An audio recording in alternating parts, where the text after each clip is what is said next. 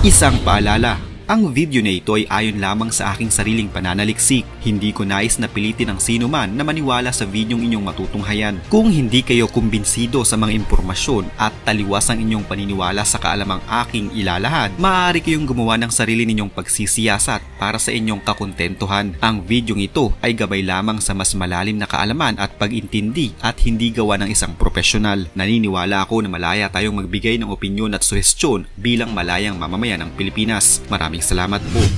Unti-unti na ngayong nagiging malinaw ang lahat para sa Pilipinas. Hanggang sa kasalukuyan kasi patuloy pa rin ang ginagawang pambubuli ng China sa ating mga barko sa West Philippine Sea. Kahit noon pang taong 2016 ay natalo na sila sa Court of Arbitration at sa atin pumanig ang desisyon. Naging laman ngayon ng mga balita ang tungkol sa Gentleman's Agreement sa pagitan ng China at ng Pilipinas noong panahon ng panunungkulan ng dating Pangulong Rodrigo Duterte. Ito pala ang pinanghahawakan ng China kaya patuloy pa rin sila sa ginagawa nilang panghaharas sa ating mga tauhan sa West Philippine Sea. Ayon sa China, hindi umano sumusunod ang ating bansa sa mga napag-usapan sa kasunduan kaya naman may karapatan silang magalit at gawin ang nararapat. Maling-mali umano ang ginagawa ng Pilipinas na naghahatid ng mga construction material sa BRP Sierra Madre dahil labag umano ito sa kasunduan. Ayon pa sa China, professional umano ang kanilang ginagawa at sumusunod lamang sila sa napag-usapan. Habang gumugulong pa ang mga usapin tungkol dito at hindi pa malinaw kung nagkaroon nga talaga ng kasunduan sa pagitan ng Pilipinas at ng China, isa pa pala sa pinanghahawakan ng China kaya patuloy pa rin sila sa kanilang panghaharas sa atin ay ang naging desisyon naman sa Court of Arbitration noong taong 2016. Bagamat pumanig sa atin ang korte, hindi pala saklaw ng desisyon na ito ang karapatan natin na solohin at angkinin ang mga teritoryong inaagaw ng China sa atin. Halina't muli nating balikan at linawin ang naging desisyon ng International Court of Arbitration. A 12 ng Hulyo taong 2016 nang manalo ang Pilipinas sa International Tribunal upang patunayan na walang basehan ang pagmamay-ari ng China sa West Philippine Sea. Subalit hanggang ngayon ay patuloy pa rin ang presensya ng China tila pagiging bully nito sa mga pinag-aagawang teritoryo. Ano nga ba ang nilalaman ng Hague ruling tungkol sa West Philippine Sea? Bago ang ruling, naglabas ang China ng kanilang mapa na may 9-dash line. Ito ay tila isang drawing ng mga linya na sumasakop sa South China Sea.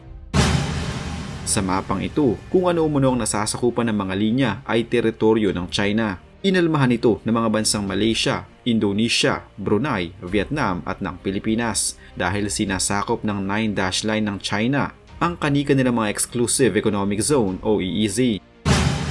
Mas umigting pa ito noong magkaroon ng mga Chinese vessels sa mga teritoryo na sakop ng Pilipinas na sinabayan pa ng tila panggigipit sa mga mangingisdang Pilipino. Naghain ng 15 parties position ng Pilipinas sa Court of Arbitration.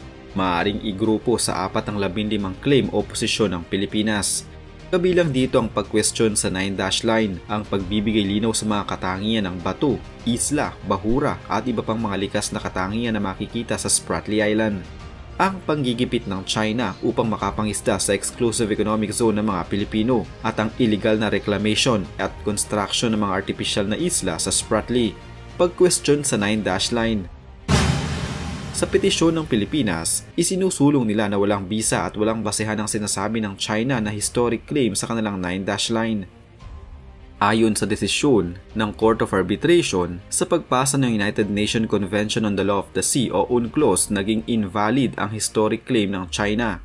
Ibig nitong sabihin, wala itong bisa at hindi maaaring maging basehan para angkinin ang mga teritoryo sa loob nito.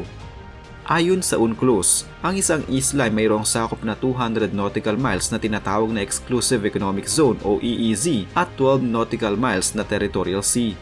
Wala tayong kumpletong soberanya sa sakop ng EEZ subalit may sovereign rights tayo o may karapatan tayo sa mga likas na yamang makikita dito. Habang ang mga bato ay walang EEZ pero may Territorial Sea, nangangahulugan lamang ito na hindi maaaring angkinin ng China ang mga isla at iba pang mga land features na pasok sa EEZ ng Pilipinas, kabilang narito ang Spratly Island. Pinabura ng Court of Arbitration ang posisyon ng Pilipinas. Nangangahulugan nito na bawal ang China na pumasok o mangisda o kumuha ng mga likas na yaman sa EEZ ng Pilipinas. Subalit hindi ito sinunod ng China at patuloy pa rin ang tila pambubuli nila sa atin sa West Philippine Sea.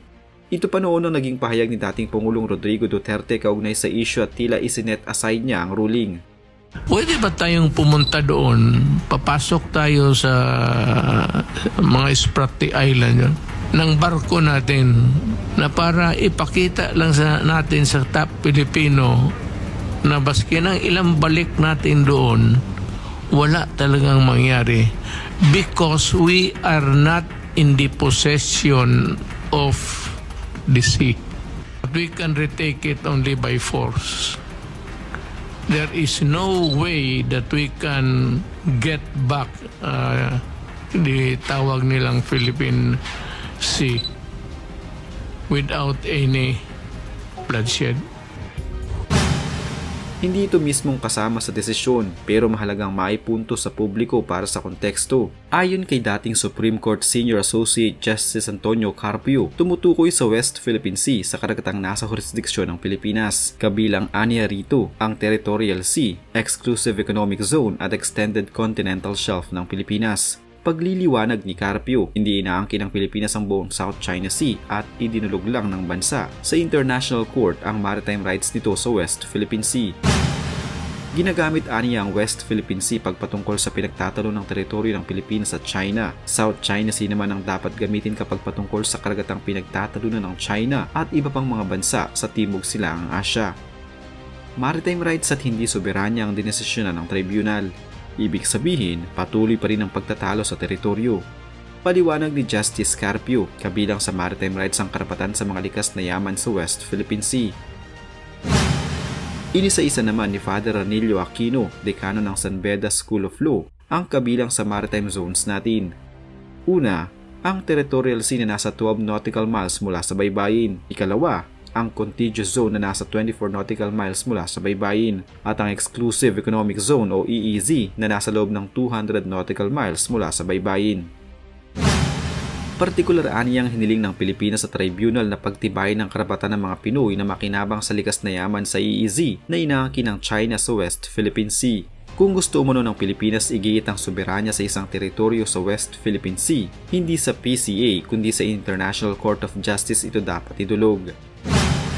Iginiit ng China ng mga isla at may sariling Exclusive Economic Zone o EEZ sa paligid ang ilang bahura sa West Philippine Sea. Pero ang sabi ng arbitration, bato lamang ang mga ito. Kabilang sa mga bahurang ito ang Gavin Reef, McKinnon Reef, Johnson Reef, Quarteron Reef at Fiery Cross Reef.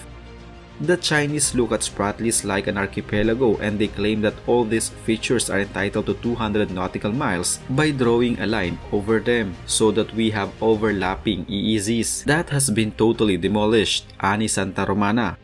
Paliwanag ni Eman Crack, Associate Professor ng Political Science sa UP, isa sa mga mababago ng desisyon na ito ay ang idea ng free passage sa naturang bahagi ng karagatan. Sabi ni Kraft, kung sinabing mga isla ang mga bahurang nabanggit at may sariling EEZ ang mga ito, hindi basta-basta makakapaglayag ng malaya ang mga sasakyang pandagat doon.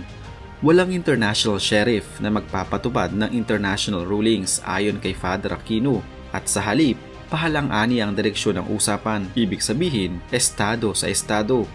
In the international community, there is no such thing as international sheriff and international police. Aniya, in other words, yung mga estado mismo na nakilahok sa isang tribunal, sila ang magpe-pressure doon sa state, in which case, China, to comply with international law.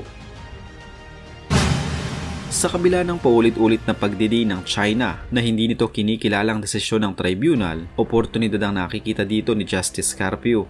Aniya, magandang makausap ng Pilipinas ang iba pang bansang may inaangkin sa South China Sea at saka tayo makipag-usap sa China.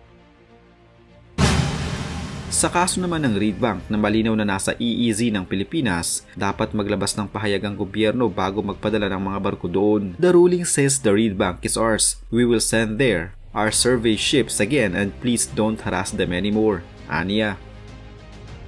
Sa Scarborough Shoal naman, dahil ito ay isang common fishing ground, dapat makipag-usap umano ang Pilipinas sa China para makapaglatag ng mga gabay sa pangisda dito. Let's come out with a code of conduct. Let's sit down first with them because the tribunal said it's common, so we have to lay down the rules for common use so there will be no skirmishes, no fighting by fishermen, ani Carpio.